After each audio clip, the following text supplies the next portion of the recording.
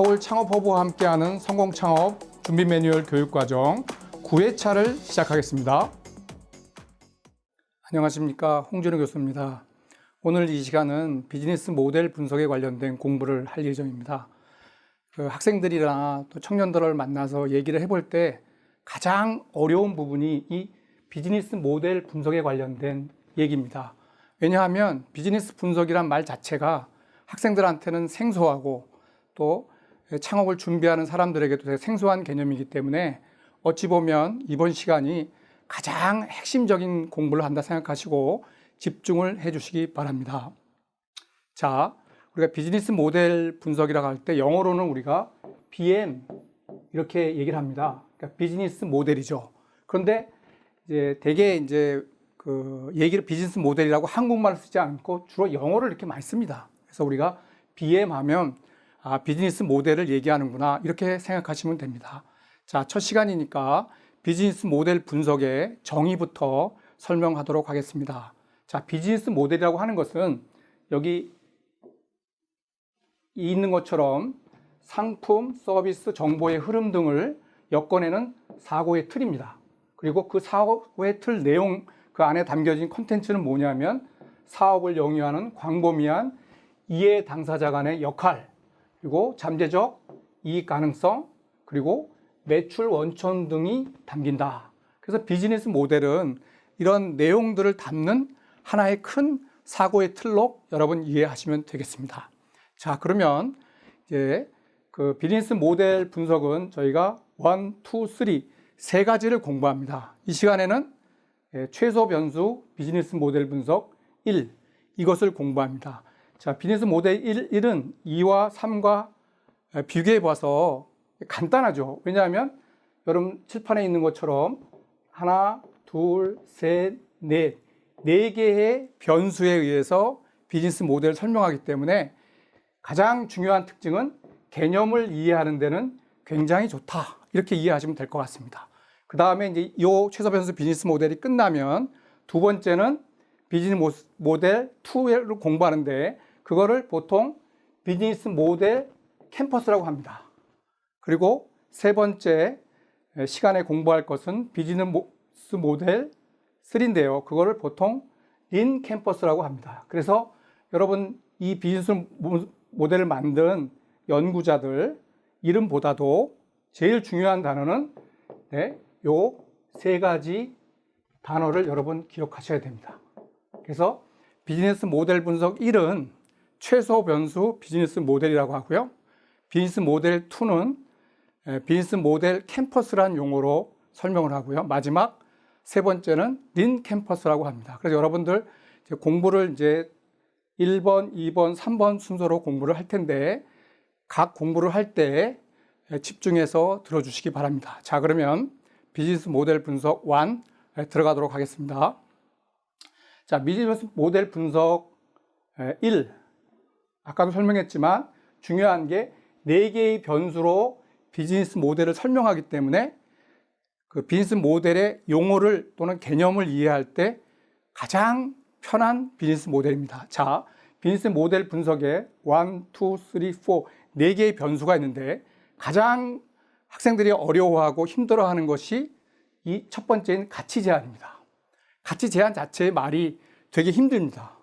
그래서 학생들한테 가치 제한을 설명하면서 가장 어려웠던 것이 무엇이냐면 가치 제한이란 말 자체가 어렵기 때문에 뭔가 다른 용어로 이걸 설명한다면 어떨까 해서 책을 찾던 중에 이 가치 제한과 동의어가 뭐가 있냐면 제품 컨셉입니다.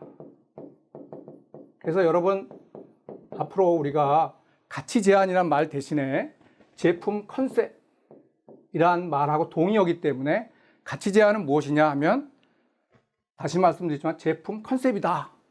제품 컨셉이라는 건 여러분들 많이 사용하지 않습니까? 예를 들어서 디자인 컨셉, 또 예를 들어 집에서 리모델링 한다고 하면 리모델링 컨셉이 뭐냐, 또는 자기가 집을 짓는다, 만약 한옥을 짓는다 또는 서양을 짓는다 할 때 내 건축물의 컨셉이 뭘까?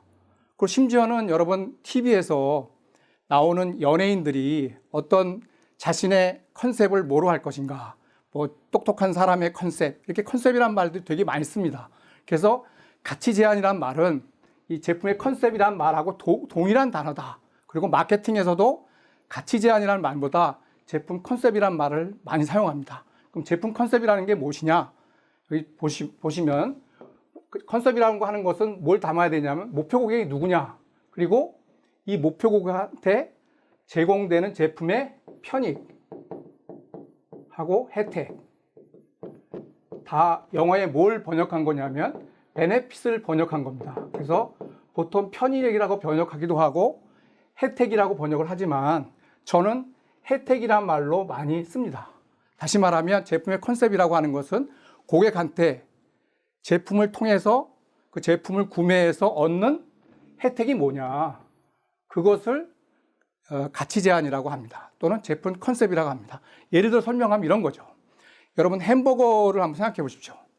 햄버거의 컨셉은 한 4가지 정도가 있습니다. 첫 번째 컨셉은 무엇이냐면 스피드 햄버거.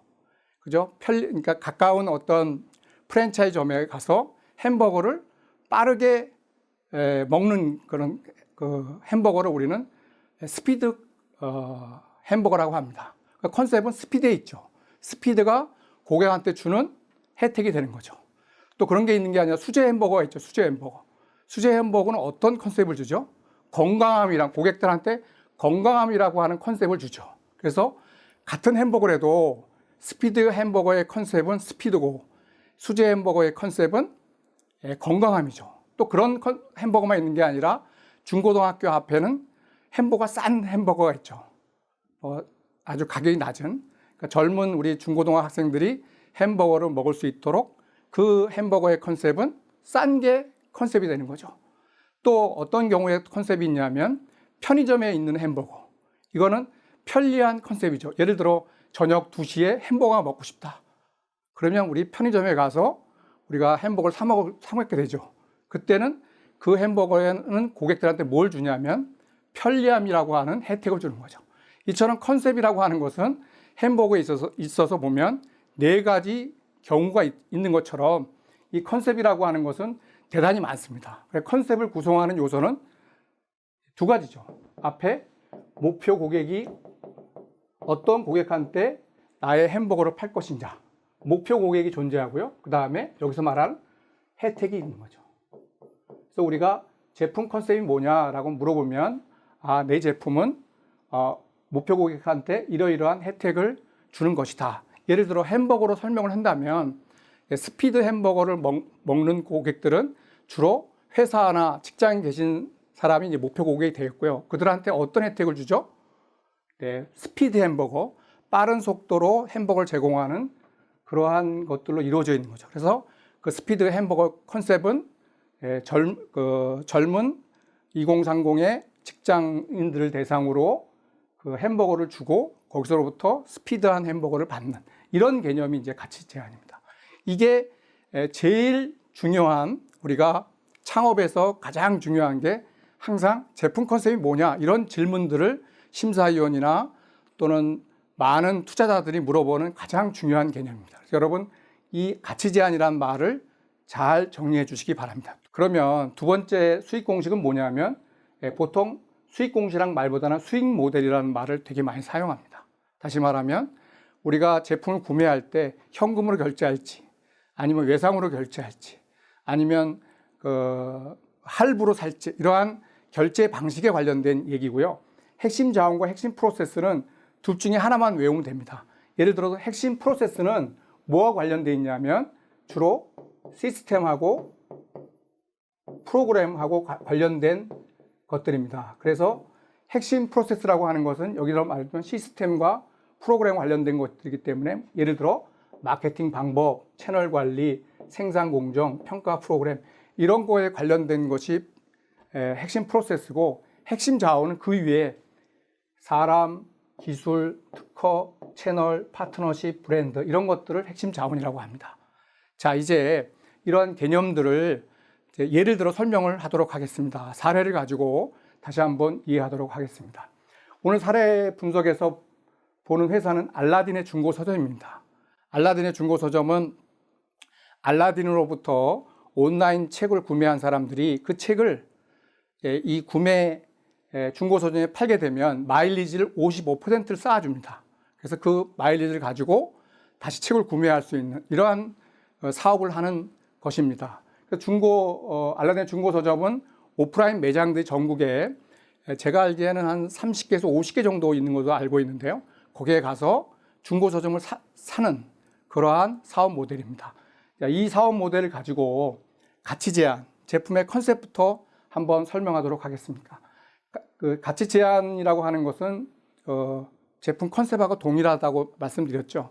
그래서 그 컨셉이라고 하는 것은 고객한테 어떤 혜택을 주느냐, 여기에 포커스가 되어 있습니다. 그래서 이 알라딘의 중고 서점은 고객한테 뭘 주죠?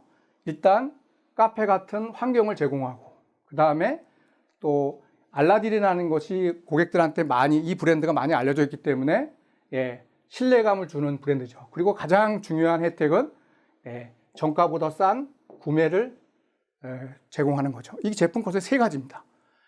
편하게 책을 볼 수 있는 환경, 그 다음에 신뢰감 있는 브랜드, 세 번째는 싼 가격을 구매할 수 있는 거. 그 다음에 수익 모델은 뭐냐면 당연히 책을 판매하는 그 마진을 먹게 되고요. 그 다음에 이 알라딘 중고 서점에서 뭘 파냐면 음료도 팔고, 그 다음에 이제 여러 가지 팬시 제품들 팔기 때문에 이 판매 수익 외에도 그런 부가적인 수익이 발생합니다. 이것을 알라딘의 수익 모델이라고 하죠.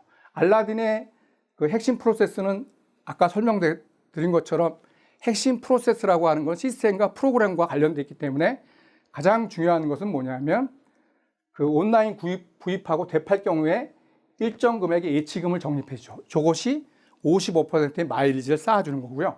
그 다음에 바이백 제도죠. 다 책을 사주는 것이 아니고 그 모회사인 온라인 서점인 그 알라딘으로부터 책을 산 고객의 책을 되사줄 수 있는 그러한 권리를 주는 거죠. 아무나 사주는 게 아니라. 그런 두 가지 제도가 이 알라딘의 중고 서점의 핵심 프로세스가 됩니다. 그리고 마지막으로 핵심 자원은 뭐냐? 그죠? 알라딘의 브랜드하고 그다음에 35개부터 50개가 되는 중고 서점, 오프라인 매장이 이 알라딘의 중고 서점의 핵심 자원이 되는 거죠. 이처럼 이 네 가지 변수를 가지고 알라딘의 중고 서점의 비즈니스 모델을 분석하는 것입니다. 이상입니다.